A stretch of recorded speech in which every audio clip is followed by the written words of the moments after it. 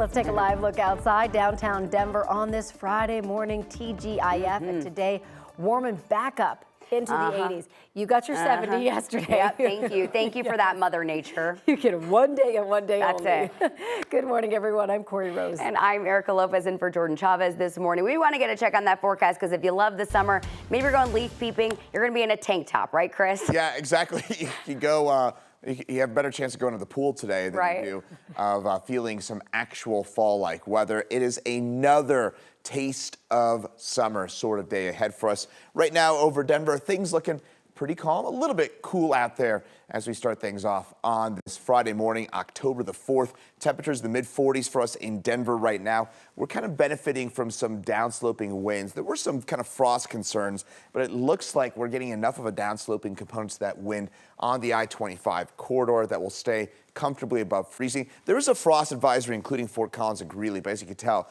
we're well above freezing there right now. I'm not too worried at the moment based on that. Low to mid 30s for us on the far eastern plains today. 83 for us in Denver. It is a sunny and warm day for us with that daily record of 87, not too far away from that. So the main weather impacts, it will be those temperatures spiking back up after a cool start. But the main concern and the main impact for tomorrow, it's going to be this. There is elevated fire danger for tomorrow in particular, fire weather watch. And I'm fairly concerned about the foothills in particular. I'll show you why in just a couple minutes in my full forecast. But today and tomorrow, near record heat. And again, I'm going to kind of draw your attention a bit more to that fire danger for tomorrow in particular in my full forecast in just a couple of minutes. But first things first, I'm going to send things over to Keely for a look at traffic. All right, thanks, Chris. Yeah, Friday light traffic out there this morning. No big problem areas as of yet. Let's go ahead and take you to the traffic maps. And we've got quite a bit of green out there. Oh, let's see if this will work. Oh my gosh, I'm going to have to go back to the traffic. Anyway, we're not seeing any problem areas. Let's go ahead and take a look at the traffic maps. There we go. Let's see if they move. Oh, okay, they are like a little bit stuck here. So let's go ahead and do it manually. We can always do that. That helps out. Okay, here we go. Let's take a look, a couple of travel times. Westbound I-70 E470 to I-76. You got the green light there, 13 minutes. Southbound I-225 I-70 to I-25, 10 minutes there. And northbound I-25 Castle Rock to I-225. That'll take you about 16 minutes. Keely, thank you so much. Right now, Aurora police are conducting an internal investigation after an officer shot and killed a man yesterday afternoon. The department says that man was carrying a rifle near a school and housing for sick kids. 9 News reporter Courtney Yoon joins us live from the Aurora Police Department this morning. And Courtney, what led up to this shooting? Yeah, good morning, Erica. It started out as a report of a fight in a parking lot in Northwest Aurora, and then another call came in saying one of the men had an assault-style rifle. Now, this all happened on 16th Avenue near the intersection with Oswego Street, just west of the University of Colorado Anschutz Medical Campus. Aurora police say an officer exchanged gunfire with the man around 3 p.m. Thursday, and he later died in the hospital. Aurora Police Chief Todd Chamberlain says investigators don't believe the man opened fire at any point. He expressed concern and urgency for the potential threat of danger in the area with children around. Chamberlain also described the moments leading up to the shooting.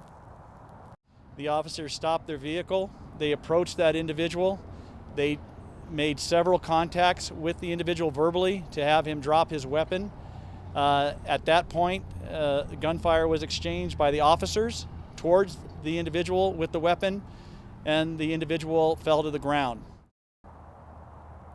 Aurora police say that no officers were shot in this incident. The 17th Judicial District Critical Response Team will be investigating the shooting. We don't know the identity of the person who was shot and killed. The Adams County coroner will release that sometime in the future, and the officer involved is on leave, which is standard in these cases. Live in Aurora, Courtney Yoon, 9 News. All right, Courtney, still some questions with this one. Thank you so much for your reporting this morning.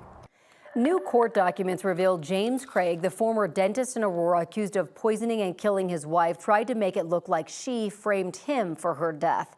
The Denver Gazette got the documents showing Craig tried to convince another inmate to help him. He wanted that inmate to find one or two women who would lie and say they had an affair with Craig to create a narrative that his wife Angela found him cheating and that Angela wanted to frame him for her death. In exchange, Craig would give that inmate's mother free dental work. Craig is also charged with trying to convince one of his daughters to cover up evidence.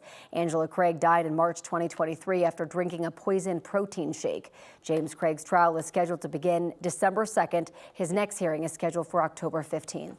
A new state-funded report says so-called facility fees are doubling the average cost of health care for some patients.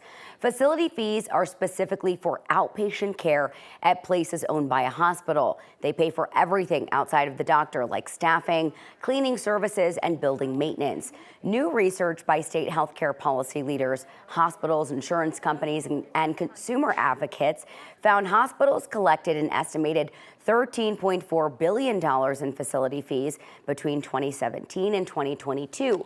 The report says insurance companies are likely passing those fees along to patients through both out-of-pocket costs and higher premiums. Hospitals say those fees are better than the alternative, and they're keeping medical facilities afloat. The report does not suggest specific proposals for state legislators to mitigate those rising costs. Just last year, the state legislature required health facilities to disclose those facility fees to patients up front. Dock workers are returning to their jobs this morning after the union representing the workers reached a deal to suspend a 3-day strike until January 15th. The move is to provide more time to negotiate a new contract. The union, the International Longshoremen's Association, says work will resume immediately. A joint statement from the ports and the union last night said both sides also reached an agreement on wages, but no details were given on that. The union went on strike early Tuesday after its contract expired in a dispute over pay and the automation of tasks at the ports from Maine to Texas.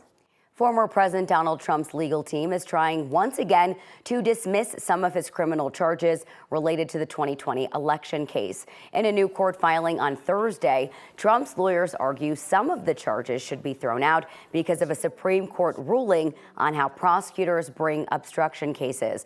Over the summer, the Supreme Court narrowed how the DOJ could use a felony obstruction charge to prosecute a January 6 rioter. It has prompted Justice Department prosecutors to drop that felony obstruction charge against a handful of riot defendants, and it led to judges resenting rioters. Prosecutors in Georgia are asking the U.S. Supreme Court to let their case against Mark Meadows proceed in state court. Meadows was former President Donald Trump's chief of staff. He's charged with racketeering and other charges tied to Trump's efforts to change the 2020 election results in his favor. Meadows says he is not guilty because his actions were part of his official duties, and so his case should be heard in federal court. The Supreme Court is likely to consider whether to grant the case later this year. Turning to the presidential race, former President Donald Trump held a rally in Michigan Thursday. During the rally, he talked about the response from the Biden administration on Hurricane Helene, saying the administration has no money to help hurricane victims, even though the federal government announced new resources in recent days to help those impacted by Hurricane Helene. Trump is set to visit Evans, Georgia today alongside Governor Brian Kemp to survey damage from Hurricane Helene. Meanwhile, Vice President Kamala Harris campaigned in battleground Wisconsin with former Republican Congresswoman Liz Cheney. At the campaign, Cheney formally endorsed Harris. She also said that she had never voted for a Democrat, but will cast her ballot for Harris come November.